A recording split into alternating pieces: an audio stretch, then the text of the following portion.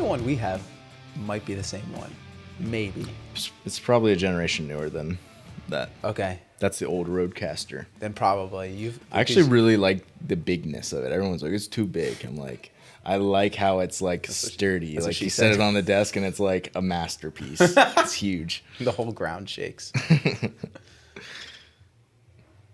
But we never, I mean, it sounds really nice coming out of it, but there's not much that you need to like I never press the buttons and do the wah, wah, wah, or any of that cheesy stuff. So, yeah. Welcome. What's up, man? You got in last night from New Jersey? I did, from New Jersey. Traffic wasn't too bad. Except I said, except by me. And you're like, well, of course. And I said, no, man, you don't understand. We have a highway falling into the earth. I said, that sounds right for New Jersey. Legit. One of the biggest highways in the state is just sinkholes. What I didn't even tell you last night is they measured, like, the first one happened and then the second one happened. And then a report came out. They're like, yeah, there's like 96 soft spots that it could happen. It's like, what? How do they even determine that? I don't know. But it's over a town called, or it's through, the exits are through a town called Mine Hill. And so, like, mine shafts run underneath the highway. And so they're probably everywhere. Oh, yeah. And so it was like, it was like a perfect storm. But we made it out. You made it out. Mm-hmm. Made it to Pennsylvania. I did. Came up to my house. You're like, there's a lot of woods around here. I forgot. A lot of trees. Like, dude, you are like in the woods. Like I'm driving up your gravel. We actually did redo our lane since the last time you were there, though. The lane. You realized that. You redid the lane. Yes. What'd you, like, shovel it? Like No, we had a guy come in with an excavator and a bulldozer. What did he do? Flatten it out. You don't remember it before? It was like a riverbed. Wait, you literally had to like navigate your way up. We're like, yeah, you should not drive your sedan here because it was that bad. I mean, I don't remember, but it feels the same. Well, it's significantly better. Okay. Well, that's good. Well, anyway, yeah, you've been super busy. You got a lot on your plate. Yes. Just kind of wanted to talk through some of that stuff with life happenings with you. Sure. So kind of just explain what you do with the gym network and yeah, give us your little pitch. Okay. So for those of you that don't know, I work two jobs. So I obviously coach with Ben, but then my other job, still your primary job, still with the gym, still in the gym industry, is I work for a company called Station Athletics, and we are a chain of CrossFit and what I'll call CrossFit-esque gyms in northern New Jersey. Cool part about our chain, and I'm 100% biased, but the cool part is we're not a franchise. And so unlike, businesses like Orange Theory, F45, out by us, there's one called Alpha Fit Club. Those are all franchises. We're all corporately owned. So we have one guy who owns all the gyms. I work for him and and we run it from there. So it's been super busy because 2024, we went into 2024 with 4 locations. We opened 2 in 2024, so that brought us to 6. In 2025, we've had a lot of movement. All right, so we lost one gym. That was a partnership. So the last gym that my boss Joe didn't own outright they ended up parting ways. So he bought Joe out. So we lost the gym and then added 2. So that brought us to 7. And then we just announced our 8th location, which will probably, if everything runs as it should, we'll probably be opening in, I'd say, 6-7 months.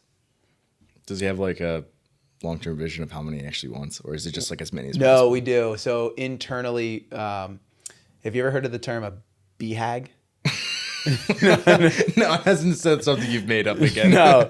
So it actually stands for Big Hairy Audacious Goal.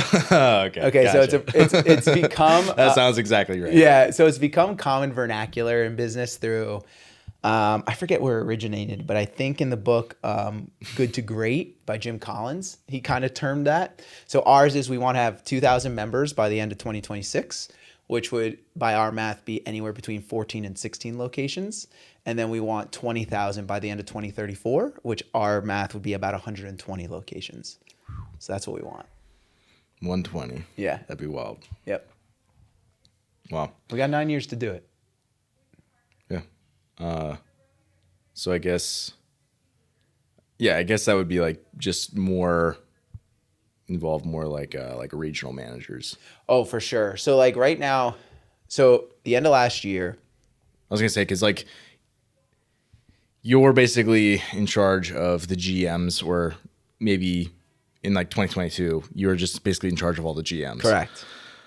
Who were obviously in charge of like running the operations at the gym. Yep. So yeah, as you if you can't manage 122 GMs, No. so you're gonna have to have a lot more bureaucracy put in place over the next couple of years. Yep. So we're building out our corporate structure, and this is the first year. And honestly, we've had some growing pains this year. We've had a lot of new people in new positions. So we're very, very aggressive in our like growth, but at times we can get in our own way with that. And it was funny, Joe and I actually had an argument about something, and I sent him a text and was like, dude, we have to be more realistic with our timelines and slow down a little bit. You have to realize that we had our first annual conference in January where we kind of brought everyone together, went over the year prior, went over what we want to accomplish in the next year. And I was like, since the conference, we lost a gym. We have had some major staffing changes and had to let go of some longtime staff. We have 3 new general managers. Both of our district managers are brand new in their position.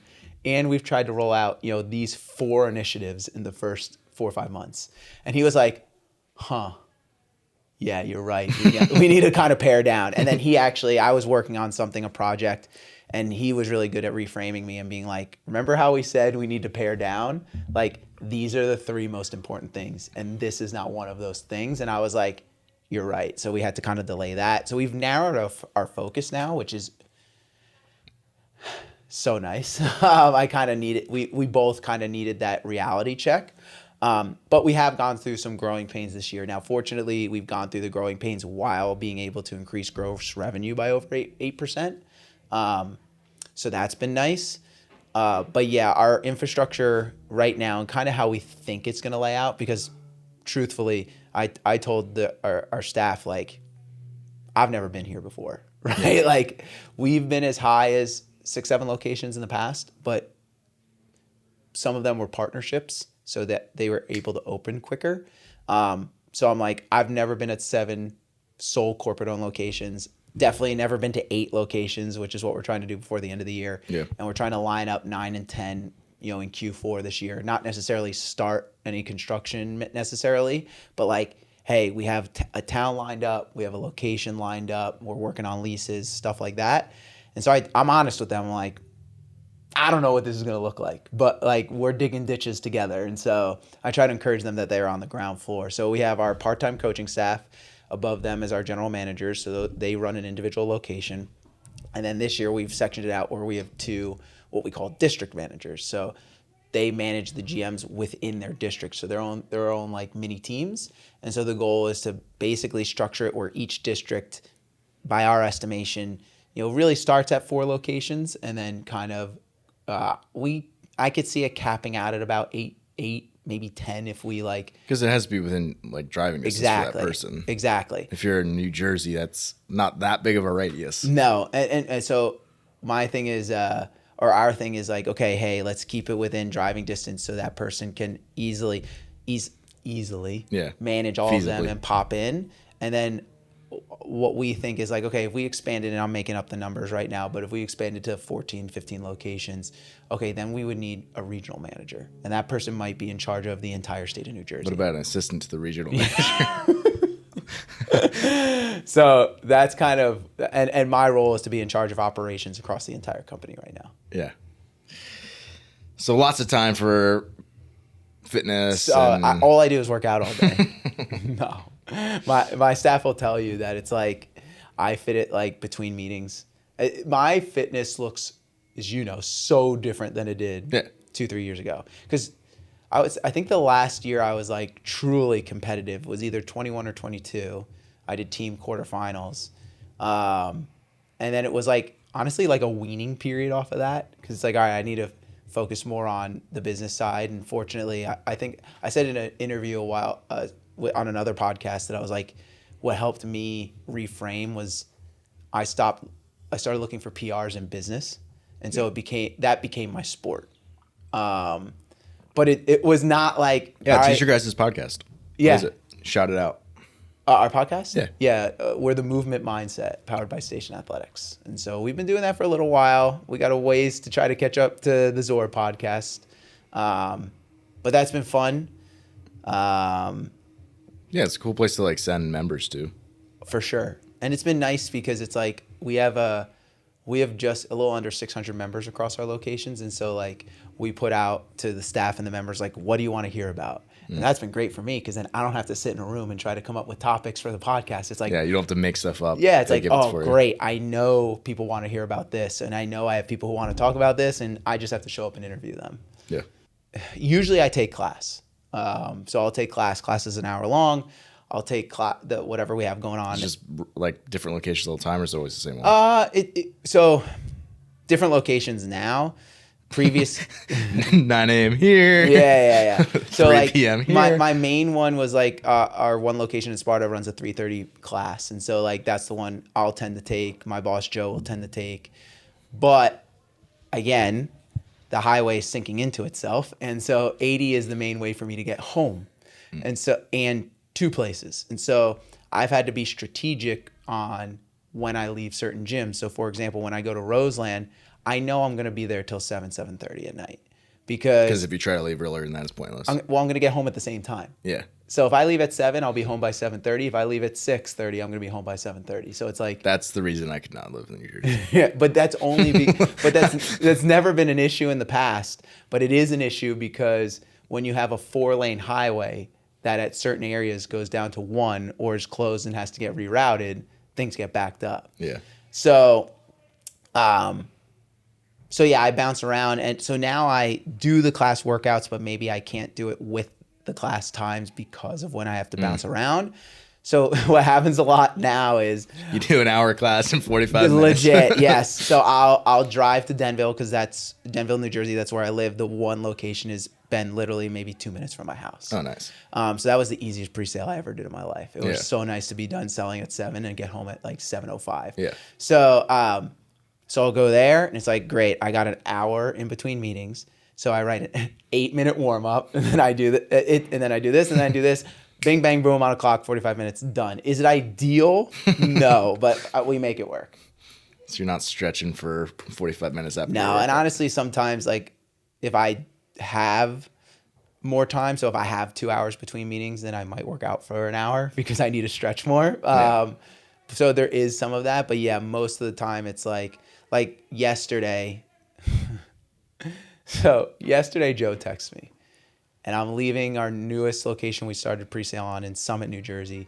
And he's like, hey, when are you leaving? I told him, he's like, okay, can you swing by the Morristown building, which is going to be our newest location, on your way home and pick up the keys?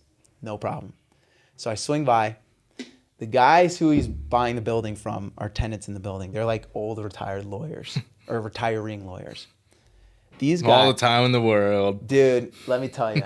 They're talking my ear off. I'm thinking this is going to be a 20-minute thing. Pick it up, head to the gym, work out, go home, pack, and come here. Yeah. An hour and a half later, I'm literally like, guys, I cannot stay any longer. And they're like busting my chops and talking to me. And then the one guy's like, come on, I'll walk you out. I'm thinking, thank God I'm going to be leaving. And then he's like, I got a couple stories for you. And I was like, oh my gosh. A couple, not a story. I know, I got a couple I was like, stories for oh you. my gosh, I could not get out of there. So like I get to Denville, and what I thought I was going to have an hour to work out. And I was like, all right, I can do the strength work and then go home. Yeah. So. Is there any moves that you're just like, yeah, I'm not doing that? Pistols. Yeah. There was one. That'll definitely be on my list when I retire. Dude, well, like my ankles don't move. Yeah. And so it's not a good movement for me. And your femurs are not short. No. And so basically it's like the only way you could do pistols is if like you're literally like Michael Jackson. Yeah. And so it's like when I was competing, like my knees would hurt doing it, but it's like, but you have to do it. This is the task, right? I've chosen to participate in this sport. You don't have a choice. Right. So it's actually funny. It happened, I don't know, maybe like a month or two ago. There were pistols in a workout for class. And I went to go do the first one, and I was like, screw this. Why the heck am I doing this? Literally, yeah. It's like, I don't need to be doing these anymore. So that would be the first one. And I would say any other movements I scrapped. I wouldn't say scrapped. I would say I've developed a temperament with barbell snatching. Yeah. Like if my wrists bother me, I'll just be like, nah. Yeah. But if I feel good, then it's like, I forgot that this is fun, and so I'll keep doing it. Yeah. So I just kind of look at it where it's like, if it's still fun and my body doesn't hurt, then I'm winning. Yeah. I feel like that's where I'll be at. What's that? That's where I'll be at once I'm done. What movements would you scrap? Pistols, you said. Pistols. Maybe overhead squats. Yeah. Just because, like, not so much that it's like I don't think it's a good movement. It's just like, am I gonna want to take like 30 to 45 minutes to get warmed up for an overhead squat? Yeah. Because that's almost what it's gonna take. Like, it almost takes me that long now. It's definitely gonna take me that long, like when I'm not like on top of mobility and recovery and all the other stuff. I think it might, for me with that movement, it depends on load. So it might be the same for you. Like if I have 95-pound overhead squats in a workout, it's like, all right, I'll do those. Yeah, especially if I'm already warm and I've done some, it's in the back half of a class or something. Sure. And then I'm fine. But yeah, if I don't want to say never. I don't foresee myself ever doing a heavy single overhead squat again in my life. Well, and to be fair, we don't program that stuff for class. Yeah. Because most of our members are Gen Pop, right? We maybe have a handful of people who are like, I consider a CrossFit athlete across all our gyms. Yep. And so it's like our main demos, 35 to 50 years old, usually got a couple kids, they got a full-time job, they're looking to lose weight or build muscle and maintain fitness. And so it's like there's certain things you might see other CrossFit gyms do. Snatch balances. Like, we'll never ever do that movement. Ever. Just picturing the average class member doing a snatch Well, balance. and to be fair, like years ago, we would do that because it's like, we're a Not CrossFit that it's gym. wrong, but... No, we're a CrossFit gym. This is what we do. But I just remember seeing people like, oh, there's Susan. She's 48 with 3 kids and struggles to put her hands behind her head. And it's like, I just remember being like, why is this person doing this? And then you look at the class and we got good at like scaling and modifying and stuff like that. And you look and it's like, I got a class of 12 and 2 of them are doing what's prescribed today. Yeah. Why are we prescribing that then? Right. And so we've pared that down for sure. Yeah. I mean, I don't think either of us have ever been like the ones to really like push people into like, you need to be doing this. Sure. Unless they're competitive. Well, because that's a whole nother conversation. And that's where, if you get into the Zor side of things, I've had conversations with clients who come to me, they're like, I want to be as good at the sport as possible. And I literally have the conversation with them of, okay, I want you to understand something. This line is injury, right? My job for you to really make as much ground as possible in the sport is to train you here. Yep. And for those of you just listening, it's right under the line of injury. Because that's where the biggest adaptation occurs. Now, you, as an athlete in any sport, but we'll just talk CrossFit for now, you have to accept that, and I say this to people, that there's going to be sometimes I shoot a little too far under, and maybe we don't adapt to the point that I want to. And then there's also going to be times where we shoot a little far over and you tweak something. Because, any sport, we wrestled, people play, like, let's use football as an example, right? Playing catch in the backyard with your son, you should not get hurt doing that. But if you put pads on and go to play in a college game, there's a chance you're going to get hurt, right? And that's kind of how I look at CrossFit, where it's like, in an ideal world, if you are doing what you should in your lifestyle and you're Gen Pop coming in 3 times per week, you probably shouldn't tweak something, right? But if you're coming in, you're like, well, I don't have a muscle up and I want to learn how to do it because I want to do as well in the open as possible. Like, there's a chance you tweak something because you're going for performance. So there's definitely a difference between the two. Yeah. And I feel like the longer CrossFit's been around, there's more and more separation between elite athletes. Like before, 2007, you can be an accountant Yes. and go to the CrossFit Games. Yes. Now it's like, I mean, unless you got some elite genetics, you're not an accountant going to the CrossFit Games. No. It's like, you could also probably get away with like generally doing some class and like, if you're really fit and maybe we're at like a second session or something, you could like, again, like go places in the sport. And it's like, just like now it's like so clearly obvious of like, okay, like there's people who just want to like be fit, move well, get all the health benefits from doing fitness. And then there's the people who are like, yeah, you're a professional athlete. You're doing something completely different. And it's like the people who are professional athletes, it's like not that class would be pointless for them, but it would almost be like, oh, maybe I'll like jump into this class because it's like this will be a good, easy conditioning piece or something. And it's not like this is going to develop me into the athlete I need to be. Yeah, I mean, a great example of that was at our Roseland location. One of our coaches there, Mark Kwan, he's been to the CrossFit Games. He's been to semifinals, regionals, whatever you call it at that point of time in CrossFit, which is a whole nother conversation. And this year he did Friday Night Lights with the members. And it was like, it was watching two different workouts. Like, like you have people taking breaks at points in the workout that he's like just getting started. You know, we did a podcast on our platform where Dave, who is the district manager, he's like, you literally watched people crumble and then you'd be like a minute left and you'd see him kick it up a notch and go faster.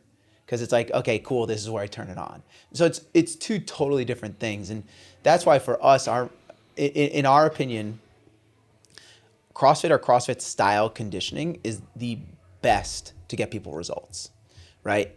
I'm crunch for time. How can I maximize your ability to burn fat and build muscle? I think that's a great example. Is like you were competitive, you're no longer competitive, but you're still doing CrossFit workouts. 100%. And it's like the reason being it's for all the things that got you into it in the first place. Yes. Except it's like actually like the pure form of it. Yes. Versus like the things that you have to do to be prepared to go out and compete. Exactly. Like I'm not a big guy, right? Strength was always my issue when competing in CrossFit. And so now it's like I still enjoy lifting and I still enjoy lifting heavy for me. But like the best is when you got a 12 to 20 minute workout and like it's movements that I can move through. Yeah. Burpee, total bar row. Right. And it's just like you get a crazy workout. Yeah. And my thing is like, that's going to maximize for me. And a lot of people will get into CrossFit because of the fact that it's varied, right? It's just fun, right? Like it's not, do I enjoy the occasional bicep pump after a workout? Of course, right? But if I was training like that every day, I'd be bored to tears. And not only would I be bored to tears, but it would be so hard to get literally any quality work in 45 minutes. It would literally be like I hit 45-minute AMRAP curls. Bro, like I would hit, it's like, you know, you go to a global gym, it's like bench, you're on your phone, it's like, and so for me, you have to make it CrossFit to like feel like you got to go work out, like circuit training almost. Exactly. So it's like, even if I was to do a bodybuilding workout, I'm all of a sudden throwing it on a clock and doing it in an EMOM format so that I can get in the work that I need. And so, all right, it's basically CrossFit now. Yeah. And so, yeah, I do think it's the best way to get what you want out of working out. And then what we did is, so we have two tried and true CrossFit gyms. They would do what I would consider, you know, true CrossFit. The rest of our gyms are what we call SA Fit gyms, which I tell everyone is a CrossFit undertone, but we eliminate some movements. So we don't do handstand walks, we don't do muscle ups, we don't do barbell snatching, we don't do squat cleans, but we do sound strength and conditioning principles and essentially what you kind of said, like the essence of CrossFit. And it's like, it's blowing up because we found that on one side of the spectrum, you have CrossFit gyms, and I'll say dogmatic CrossFit gyms that are. And that's the perfect word. Exactly. Like I am a CrossFit gym. I am affiliated. We're a CrossFit gym, so you have to do kipping handstand push-ups until you hurt your neck. Exactly. When most of my membership is above the age of 40. Yeah. It's like, and so it's like that's one side of the spectrum, and then the other side of the spectrum is the F45, the Orange Theory, the Alpha Fit Club. Right. That's 90+% There's cardio. Like no skill development. No skill development, and they say they have strength work, but no dumbbell in there is above 20 pounds. Right. And so it's like, no, you don't. And so what ends up happening is people in those gyms get a great results in their first 2-3 months because they didn't move previously. Yeah. But because they're not building any muscle, they're not strengthening their body to burn calories at rest, so they completely plateau, and then they're like, oh, I guess this is just where I'm at, and then they fall off. And so for us, we've married both worlds, where it's like we borrow and take all the stuff that we think is great about CrossFit, eliminating the stuff that most people frankly don't even care about. No. Like I don't care. Like some movements in CrossFit that people actually care about, they want to get a pull-up. They want to be able to lift heavy.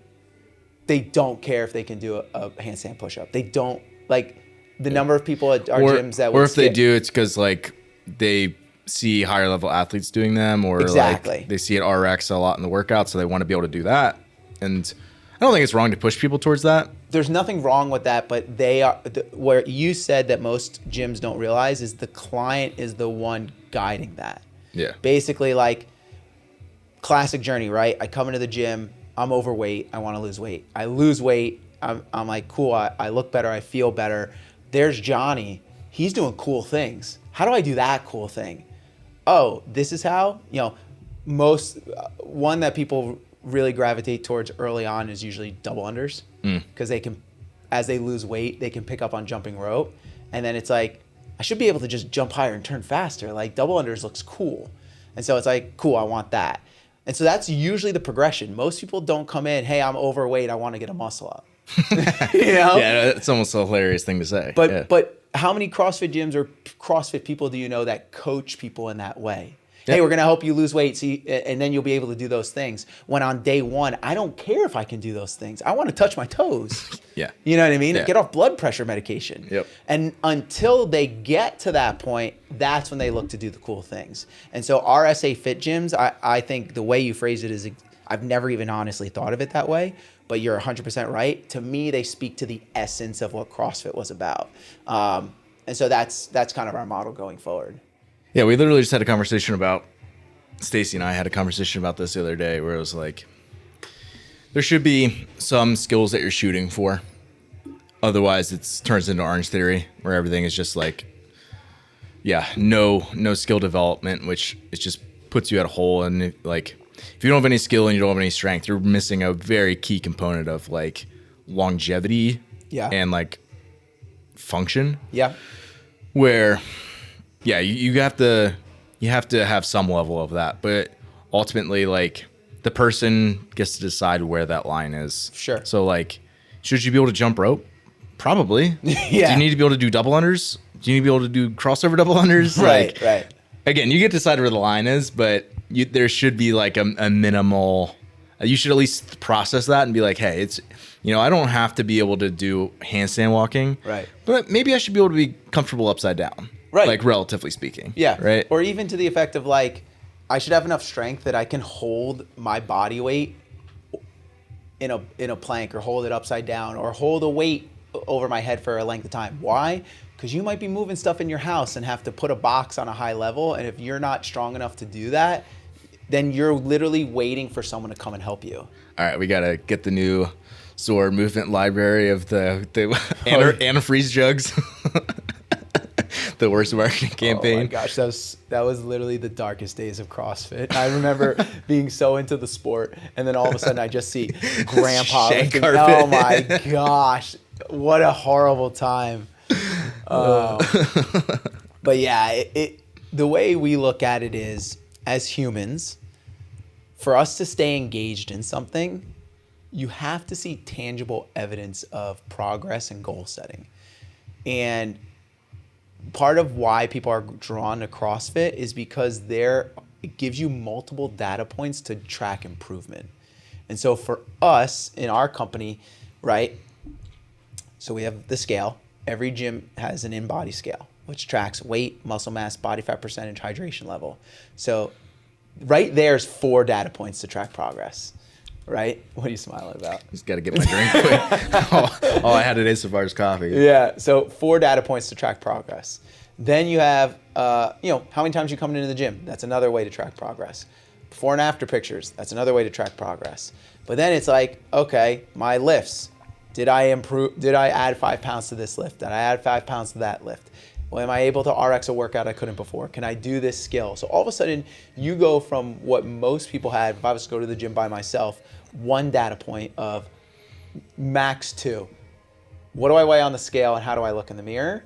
Which can fluctuate tremendously. You could be the same weight and look puffier one day because you had pizza and there's inflammation in your body. To like, not unlimited, but a ton. So if I have someone who's discouraged because maybe the scale didn't move the way they want, it's like, okay, but your lifts went up. And so if we can make some of these tweaks, it's like maybe you lean out a little bit and it's like, you know what, you're right. I am way stronger. I did an interview with a woman for a testimonial that's going to come out, and she's at our Roseland location. And she said to me, she was like, when I started, I'll never forget, there was a workout that had lunges in it. And everyone was using the barbell and I was using a PVC pipe and I still couldn't get up. And so, she has 2 kids. She was like, we would go around amusement parks and I'd have to stop and sit on the bench. And my 2 kids are, 8 and 5, maybe younger, full of energy. And they have to sit on the bench and wait for mom because I can't walk anymore. Yeah. Right. And now all of a sudden she's like, she's clean, I don't know what weight, but she's power cleaning almost 100 pounds or something like that. And it's like, that's function, right? And now she has goals of lifting because it's like, I've already accomplished the goals of I can walk through an amusement park and not have to take a rest. And so to have that, which is what CrossFit brings, that a lot of these other companies like Orange Theory and all that stuff, like they don't have those metrics. And so it's like to have those metrics, it keeps people engaged in the process. Yeah. Maybe they do, but not to the degree of like barbell lifts and other things. It's like very, very different. Yeah. Yeah.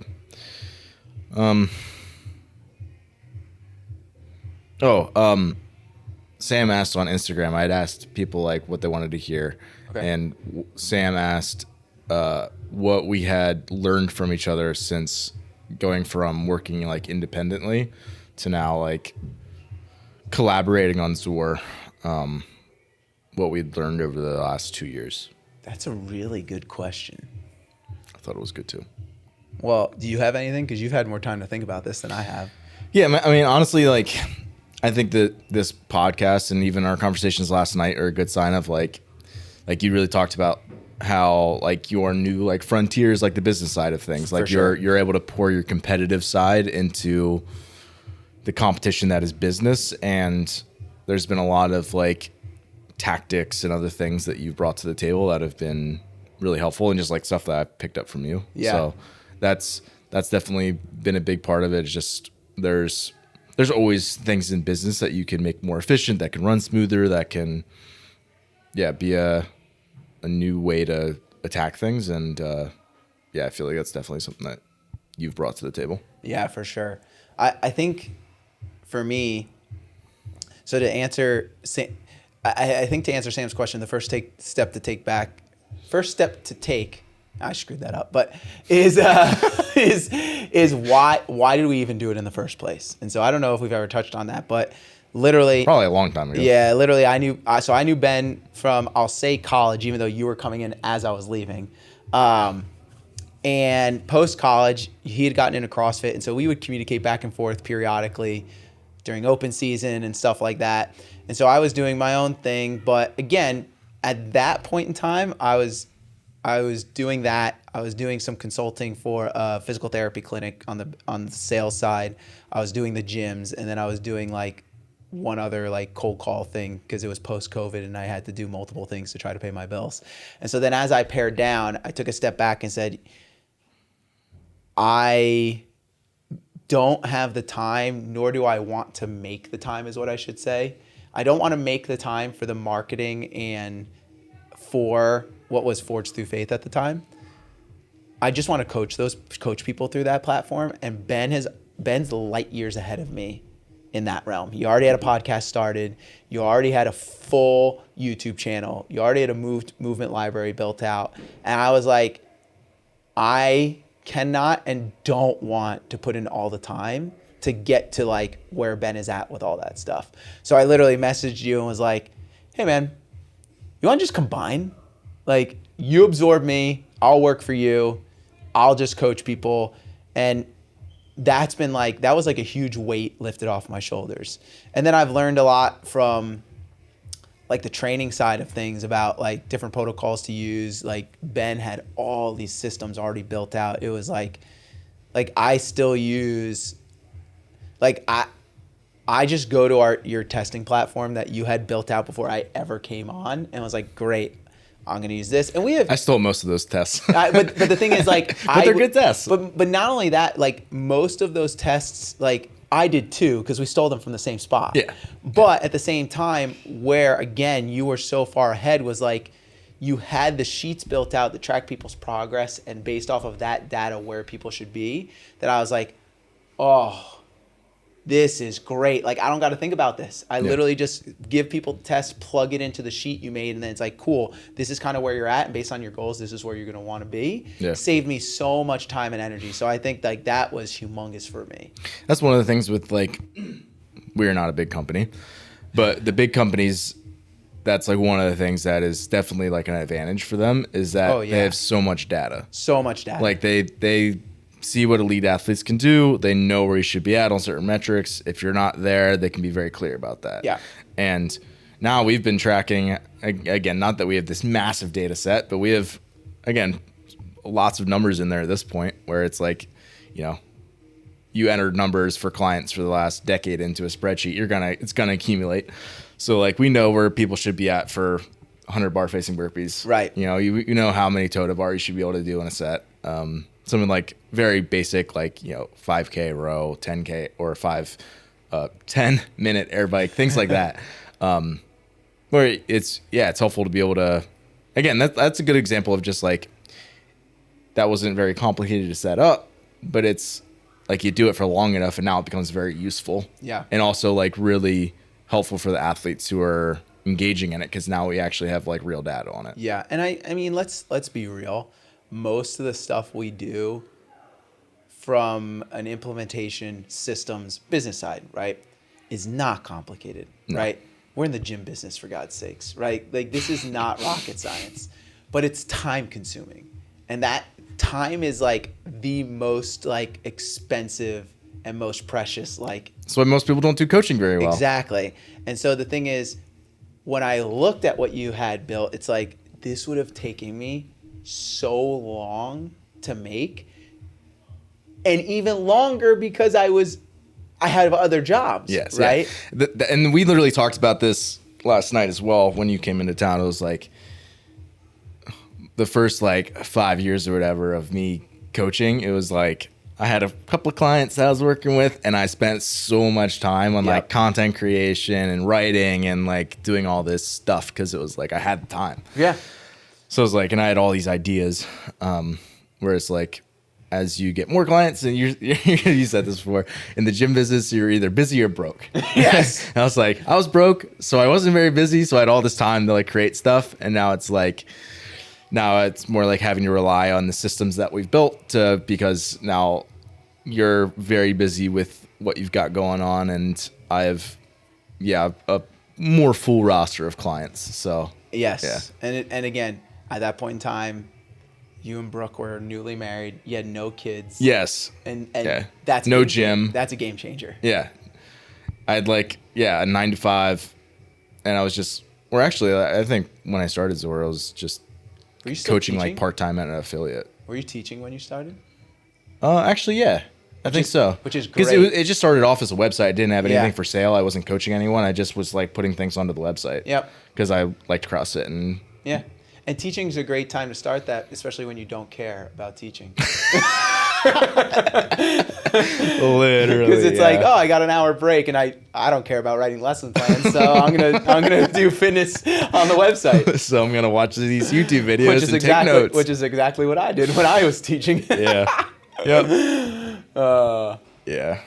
It's so funny. Well, sweet. We got camp today. We do have camp today. Stoked about it. Yeah, we have a good crew here.